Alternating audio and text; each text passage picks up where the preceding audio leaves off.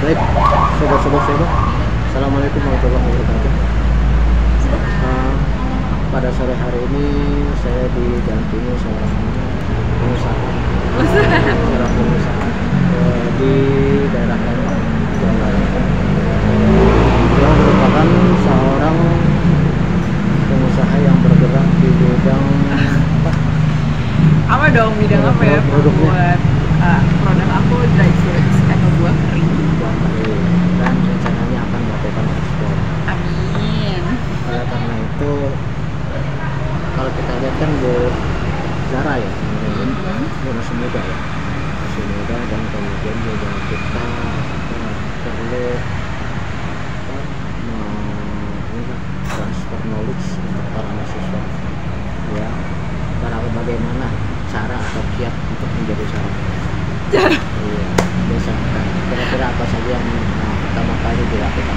Biasanya kan kalau mahasiswa itu mau menjadi wirausaha itu banyak pertimbangan, takut ini takut itu, sehingga kemudian akhirnya tidak juga bergerak maju, maju mundur aja ya. Nah, sekarang kalau kayaknya jangan Bu ya, belajar aja. Iya. Lihat dari itu masih muda. Jadi kira-kira yang dilakukan cara itu gimana? Ketika mau menjadi seorang wirausaha, berniat menjadi wirausaha, apa yang dilakukan untuk persiapan pertama? Anyway, ini kayak disclaimer dulu ya. Sebenarnya kayak aku nanya juga, abah kok ngajak aku, kayaknya masih kurang tepat gitu karena kayak aku juga masih belajar. Cuma kalau misalnya kayak ditanya apanya yang menurut pengalaman yang udah aku lewatin aja kali ya, Bah. Iyalah. Belum dilewatin gimana bisa jadi pengalaman? Jadi emang ya itu, jadi pengusaha tuh dibilang gampang enggak juga, tapi dibilang susah juga ya enggak juga gitu. Gimana ya, maksudnya tiap fase tuh ada tantangannya lah. Cuma yang pertama yang pasti kalau emang udah niat ingin jadi pengusaha itu there's no option to give up. Karena kayak once give up ya udah berhentilah gitu kan usahanya. Jadi ya yang pertama sih ya itu harus siap di mental dan siap segalanya, karena Kuat tekad. iya gitu, kayak we have no option to give Sebenarnya up. pada awal itu yang biasanya menjadi ketakutan negara apa? Yang jadi ketakutan Sebelum mulai, biasanya kan suka ada ketakutan. Biasanya yang dominan apa sih? Ketakutan dia apa ini? sebenarnya sih kayak kalau melihat dari pengalaman aku ya, ini kalau buat aku sendiri, kayak aku tuh memulai bisnis itu maksudnya kayak sempat berhenti kerja terus kayak oke, kayaknya mau bisnis aja deh gitu. Tadinya inginnya sih pengen punya penghasilan tapi kayak waktunya lebih fleksibel gitu. Yang aku pikir maksudnya kayak pengusaha tuh kayaknya kayak bisa kerjanya ya lebih bebas, tapi kan ternyata in fact yang sebenarnya enggak juga gitu ya. Kayak ternyata waktunya ya akan lebih sering lebih kepake Malah daripada 24 jam. iya gitu, kayak malah 24 jam gitu kan, lebih Kalau kerja cuma dari jam 8 sampai jam 5. Iya kayak gitu. Cuma ya maksudnya kayak di sisi lainnya juga ya ada banyak enaknya juga. Jadi karena mungkin aku menemukan bahwa oh iya kayaknya memang passion gue juga di sini gitu, dibandingin untuk menjadi seorang karyawan ya dalam tanda kutip. Ya. Jadi ya udah yuk lanjut aja gitu. Ada kasus yang bikin niat jadi wirausaha itu mundur maju. Kalau mundur maju sih enggak ya, cuma mungkin kalau misalnya up and downs ada lah. Kalau mundur maju sih alhamdulillah kayak sampai saat ini enggak, cuma kalau up and downs ada. Jadi apa? Nah, honestly sebenarnya kalau misalnya aku cerita ya, jadi si Tiu ini adalah shifting bisnis aku dari bisnis yang sebelumnya itu berhenti total. Jadi, oh iya, sebentar, tadi lupa. Ini produknya apa nih? Ceritain dulu. Iya, jadi produk yang sekarang itu nama brandnya adalah Tiu. Tiu ini konsentrasi dalam pembuatan buah kering, buah tropis kering, dan memang dari awal aku bikin produk ini tuh cita-citanya ingin ekspor gitu, karena awalnya tuh aku suka traveling, kemudian kalau misalnya ngeliat dried fruit di luar tuh kayak gemes gitu loh, kok nggak ada produk buah kering made in Indonesia gitu. Kalau kita lihat tuh kayak made in-nya Thailand, made in Vietnam, made in Filipina gitu. Ini mana nih buatan Indonesianya gitu. Sedangkan kayak kita tahu buah tropis di Indonesia itu kan banyak gitu kan, maksudnya kayak nggak kalah saing lah sama mereka. Tapi kenapa kok nggak ada gitu. Terus akhirnya oh deh aku coba-coba, tapi bikin sesuatu yang bedanya tuh apa ya gitu. Akhirnya aku bikin opsi cemilan buah yang lebih sehat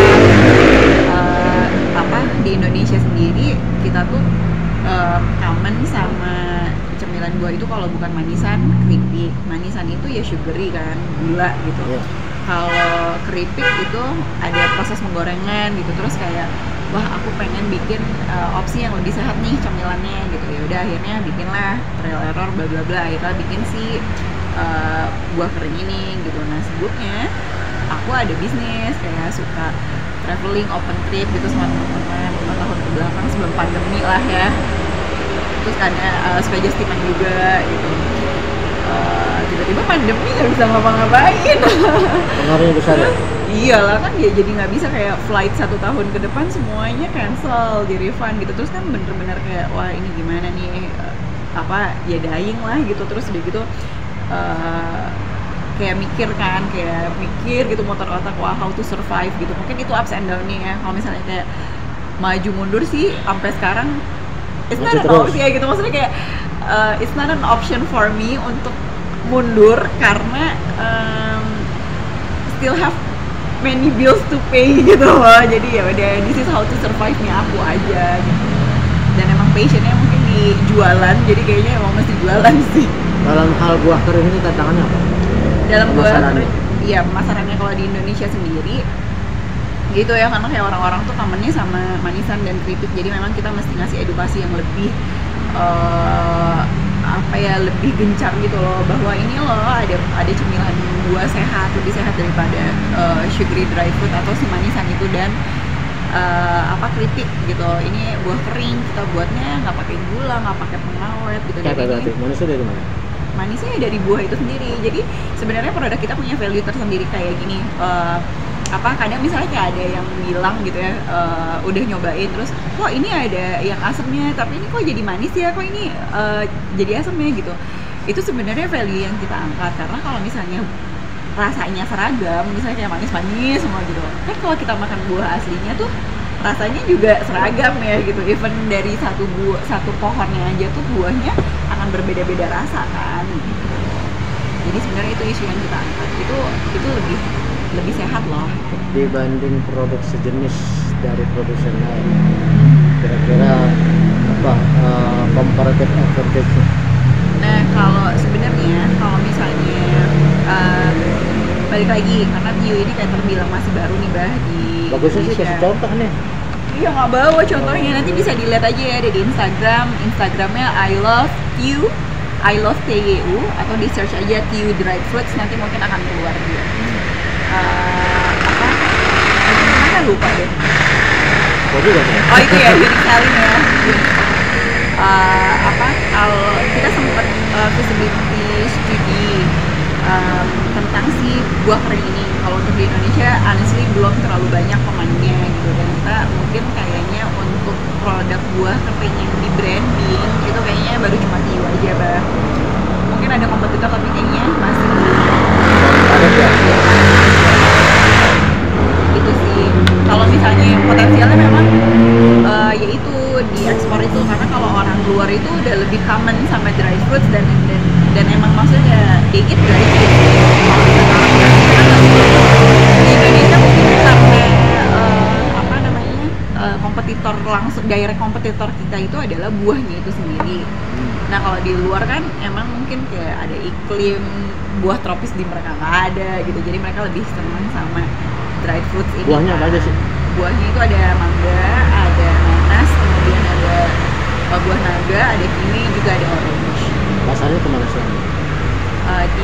Di Indonesia sendiri kita tuh pasarnya di Bandung, Jakarta, dan Bali, tapi memang lebih hype-nya di Jakarta dan Bali, karena mungkin di Jakarta sama Bali udah lebih aware tentang healthy living ya. Jadi mereka kalau misalnya ngelihat apalagi sama active people, jadi mereka kan kayak udah nggak perlu repot-repot lagi untuk ngupas buah gitu. Terus gitu kalau apalagi kalau misalnya kayak kita lagi buru-buru misalnya mau sarapan atau mau pergi kerja gitu, pengen makan buah naga pasti kan kayak merah-merah kemana-mana, dan dengan mereka makan TYU tuh akan lebih ringkes aja gitu. Berdiri sejak kapan? Kita tuh mulai trial error itu di bulan Maret 2020 setelah kena lockdown di Korea. Kita sempat kena lockdown di Korea Februari 2020, kemudian pulang ke Indonesia udah kayak muter, wah ini kayaknya bisnisnya nggak bisa jalan lagi nih, akhirnya udah nyobain sendiri ini. Trial error mulai di Maret 2020 Kemudian kita ada tawaran untuk ekspor ke Australia. Dari situ kayak wah aku ngeliat kayaknya ada potensialnya. Kemudian Berarti udah pernah dong Ya? ekspor? Berarti udah pernah ekspor? Belum, baru cuma ditawarin. Jadi dari Australia itu kalau kayak ekspornya kayak kecil-kecilan dibawa hand carry atau misalnya kayak dikirim Sering. via DHL, IMS gitu, itu udah berapa kali kita. Cuma kalau untuk yang kontaineran besar itu yang belum, karena kan tantangannya ya bah gitu, dan kita memang belum, sertifikasinya belum nyampe ke situ. Lagi preparing sih, mudah-mudahan sih. Itu baru 2 tahun sih. Iya. Berdiri baru 2 tahun ya. Iya, jadi Masih kalah sama terus Nyonya Menir berdiri sejak 2012. Berdiri bertahun-tahun nggak pernah duduk dia. Tiu ini baru dijual di pasaran itu Januari 2021. Nah, kapasitas produksi per bulan berapa? Untuk saat ini kita produksi kapasitasnya itu di maksimum di 12.000 pack per bulan. Per bulan. Dan itu sold out ya. Belum sold out sih, mudah-mudahan ya sold out. Bagus lah. Terus kemudian apa lagi ya? Suka dukanya barangkali yang bisa di-share kan? Suka dukanya, Dari pengusaha itu gimana sih? mudah-mudahan Sukanya nggak, pasti kalau lagi untung lah. mudah-mudahan nggak ada dukanya sih ya. Hopso nggak ada dukanya sebenarnya. Senangnya seneng karena kayak I feel like this is my passion, jadi ngerjainnya tuh ya seneng aja. Dukanya apa dong? Dukanya kayak selama ini aku kayak berusaha untuk Enjoy aja. optimis ya, berusaha untuk optimis dan nggak bikin segalanya jadi ruwet sendiri gitu loh. Jadi kalau misalnya memang ada tantangan yang memang cukup sulit, oh ya udah hadapin aja lah. Berapa banyak staff sekarang? Sekarang tuh ada 5 orang. 5 orang. Di bagian apa produksi? Produksi, finance, kemudian ada yang bantuin marketing. Tapi legalitas sudah oke ya? Legalitas perusahaan udah oke. Apa aja? Ini deh. NIB, NPWP, kita udah PT alhamdulillah. Jadi ya udah PT alhamdulillah. PD ya? Iya udah PT. Nggak, artinya juga udah PD juga kan? Iya, sekarang udah lebih pede. Tinggal sertifikasi produknya aja sih. Sertifikasi produk untuk produk buah kering apa aja? Kita udah halal, udah PIRT udah, karena kita bukan. ACCP? Nah, HCCP-nya itu kita on proses karena cukup ribet untuk ngurusinnya dan cukup menantang sekali prosesnya. Jadi, tapi on proses lah, insya Allah targetnya sih akhir tahun ini kita udah pegang sertifikasi. Oke, kita nggak perlu terlalu panjang. Kira-kira ada pesan apa nih untuk teman-teman? Ada kelas kali ya? Ya artinya akan mahasiswa ini kan sebenarnya targetnya ya. Ada pesan nggak kira-kira bagaimana mereka seharusnya kalau mau mulai jadi wirausaha?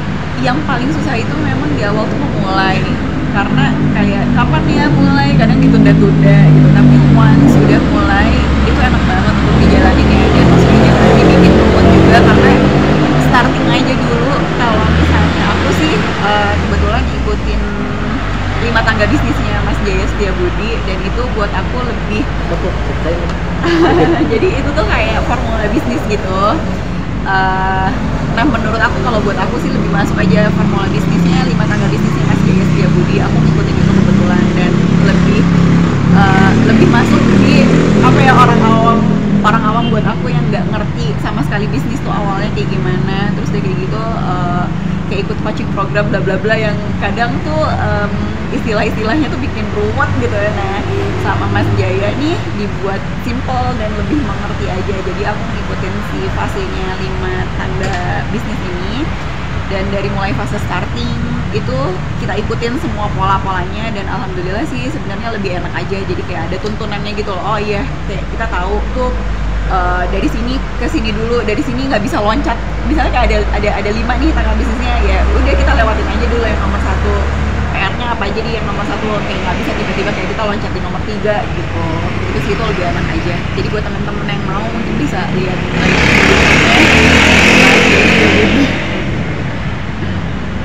Oke, saya kira demikian sobat-sobat siapa. Kita memang tidak perlu terlalu bertanya-tanya. Yang jelas pesannya di sini adalah ketika kita memang ingin melakukan suatu bisnis, memang kita harus kembali kepada passion kita ya. Kalau kita memang merasa di situ bidang kita, pasti kita jadi enjoy. ya. Kalau kita enjoy, tentunya segala kesulitan apapun akan kita rasakan sebagai satu hal, bukan sebagai yang memberatkan, tapi tantangan. Ya, Tantangan yang memang harus kita hadapi sebagai suatu resiko. ya. Apapun juga kan pasti punya resiko. Orang tidur aja punya resiko. Iya, bener. Ketiduran terus. Nggak bangun. Bener banget, bener banget. Jadi demikian, mudah-mudahan ada manfaatnya. Ucapkan terima kasih kepada Mbak Zara. Zara Zara yang Lydia. Terima kasih. Saya akhiri. Assalamualaikum warahmatullahi wabarakatuh.